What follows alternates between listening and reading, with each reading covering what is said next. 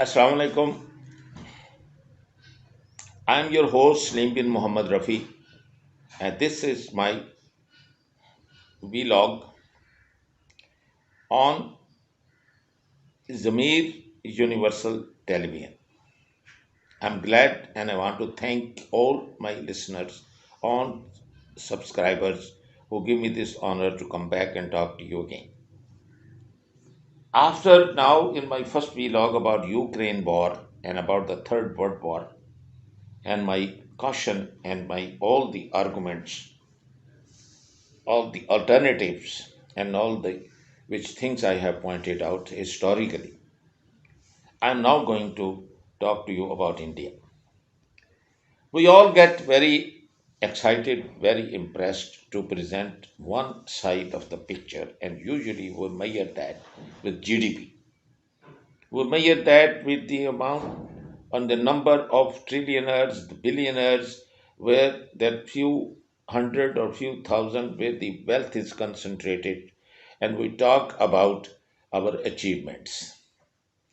And now India, as you can see, that one of the most populous country in the world, you take nearly 30 minutes to an hour to cross a road from one side to the another in Delhi and Bombay. It's a so highly, thickly populated, country. You look at that country and look at the population explosion. Look at the poverty, look at the slums, look at the way people are drinking cow urine and, pasting cow dung. Now they are killing and lynching their people. They are known as a rape capital. They go more than 70% of their women in rural area for open defecation. And because while openly defecating, they are naked from behind, they are raped. And that is a common practice in the rural areas of India. Let me give you my GDP. The first trillion took me 67 years. The second trillion took me 8 years. The third trillion took me 5 years. Are you seeing where I'm progressing? But let me tell you something more interesting.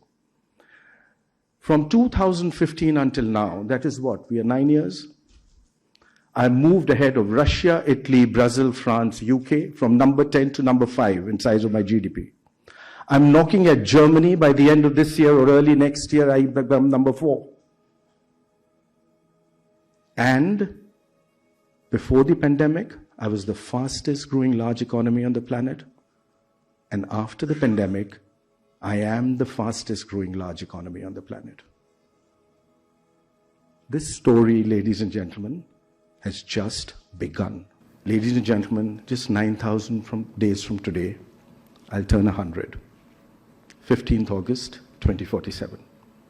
I'm an ancient civilization, but I'm one of the youngest democracies on the planet. We often forget that. And on that day, 21% of the world's workforce will be in India. 20% of the world's middle class will be in India. This is the new India.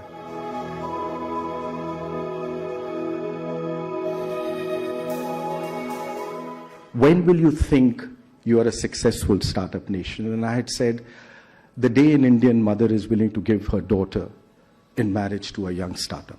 In a period of 84 months, you are number 3 in the world in number of unicorns, you are number 2 in the world in number of startups, you are number 1 in the world with new startups adding every day.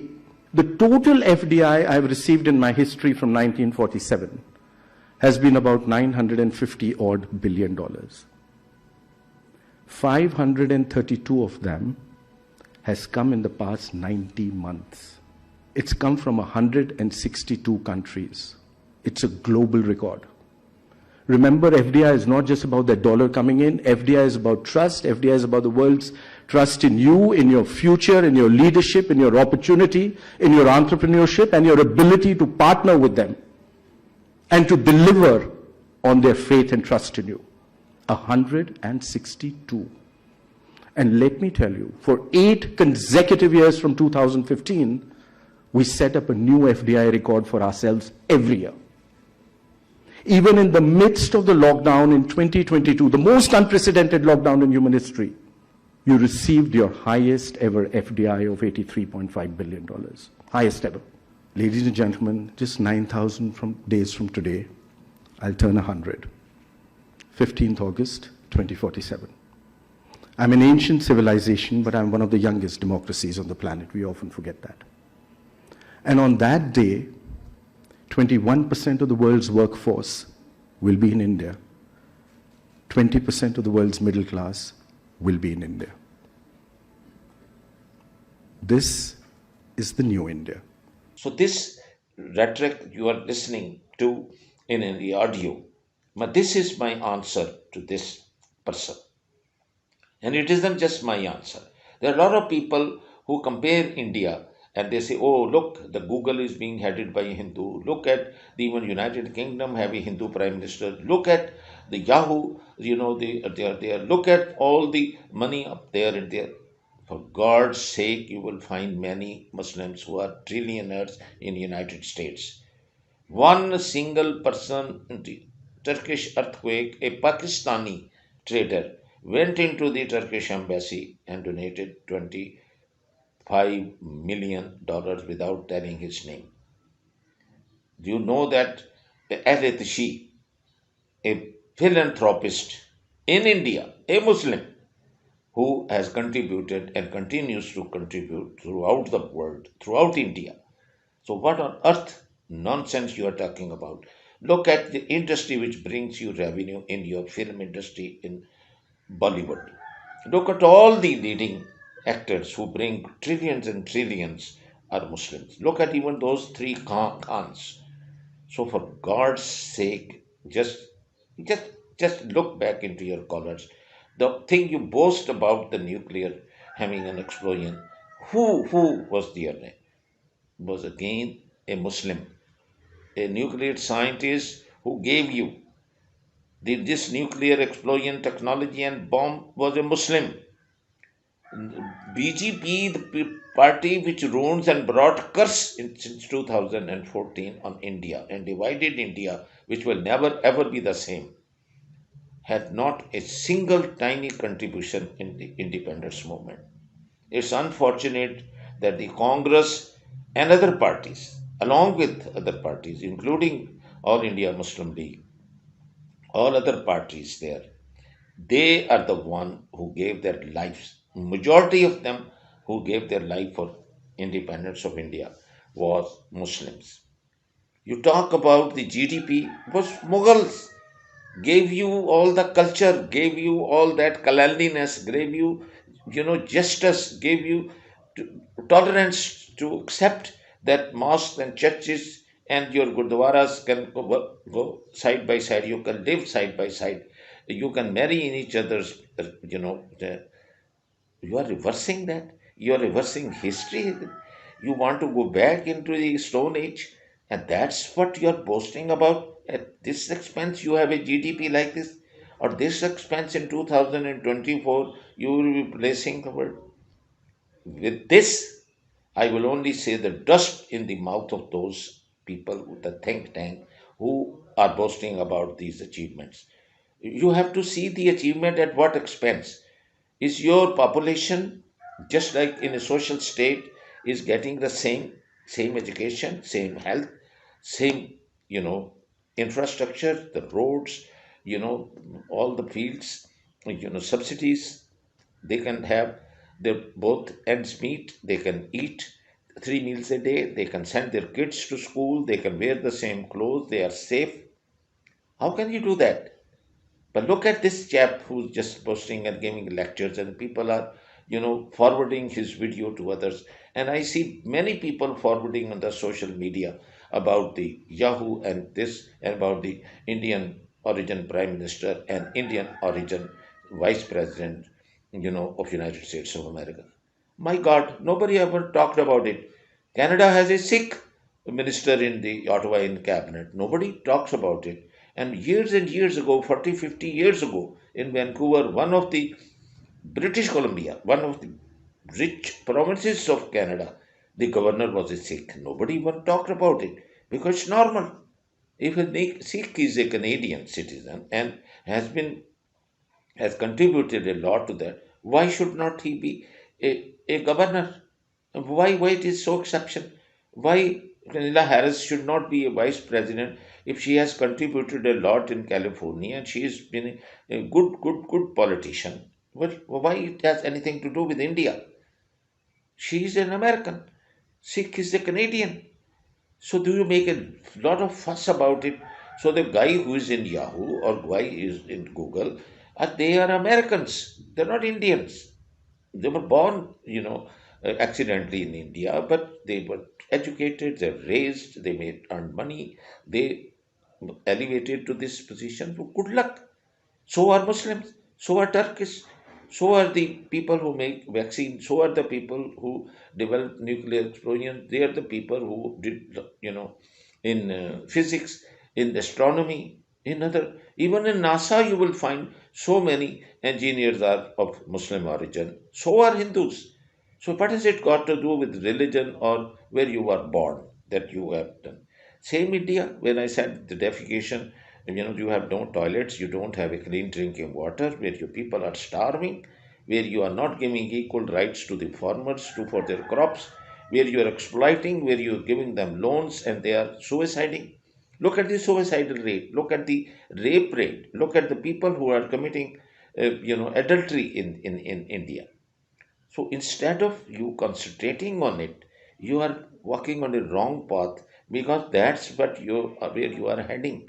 When you will create such a diverse and a big fault line between poverty and so-called your GDP and so-called your achievement in the 1% or 2% or maybe 5% of the total 1.5 billion Indian population, then obviously what you are going to do is you are going to head towards a third world war, a global disaster, where a poor is going to finally reach to your collar and say, why did you do this to me? Why did you kept me blind? Why you kept me poor? Why all the trillions are with you? Why all this money is with Birlas, with Tatas, with Advanis?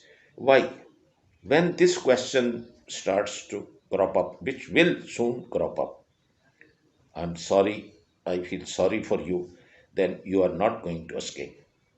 That's no excuse for the bordering countries like Pakistan or Sri Lanka, where you have bunch of robbers, who are there in the government. Here is the butcher, along with his Amit Shah, and which Ajit Kumar Dole, the intelligence man, along with the Supreme Court Chief Justice, the army, the police, all those beneficiaries who joined their hands to abrogate Constitution, Article 375, 13A in Kashmir, and rape them, kill them, blind them, tie them up, make them clean your shoes, kick them, take their land away, just like Palestine, change the population, percentage, make concentration camps, make citizenship laws, enforce on them, make triple talaq laws, may go and invade their religion, talk nonsense in the open about their religion, make them force them to convert into your religion.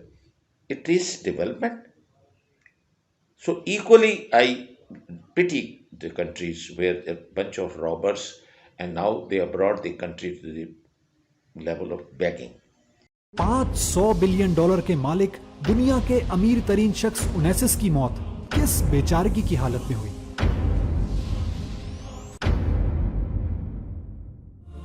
America के साबिक सदर John F Kennedy के इंतकाल के बाद उनकी बेवा Jacqueline Kennedy की शादी एक यूनानी ताजिर एरिस्टोटल ओनेसिस से हुई। ओनेसिस एक यूनानी शिपिंग मैग्नेट, बहुत ही मालदार और बैनुल अक़वामी तौर पर मशहूर शख्स था। इसका शुमार सिर्फ यूनान या अमेरिका ही के नहीं बल्कि दुनिया की अमीर तरीन शख्सियात में होता था।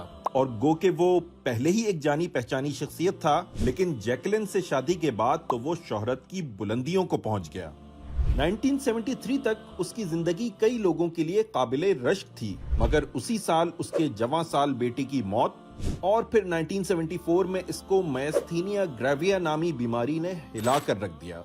इस मर्ज से इसके मसल्स इस कदर कमजोर हो गए कि इसके लिए जिस्म के मुख्तलिफ आज़ा को खुद से हिलाना ही मुश्किल हो गया, यहाँ तक कि वो अपनी आंखें भी खुद से खोलने पर कादिर न रहा।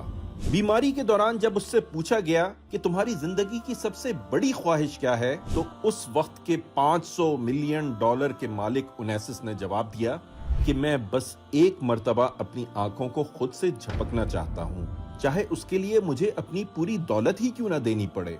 यानी महज एक मर्तबा आंखों को खुद से हरकत देने की कीमत उसके लिए उसकी तमाम जायदाद से ज्यादा कीमती थी। उसकी हालत बिगड़ती गई, यहां तक कि 1975 में उसका इंतकाल इंतहाई काबिले रहम हालत में हुआ।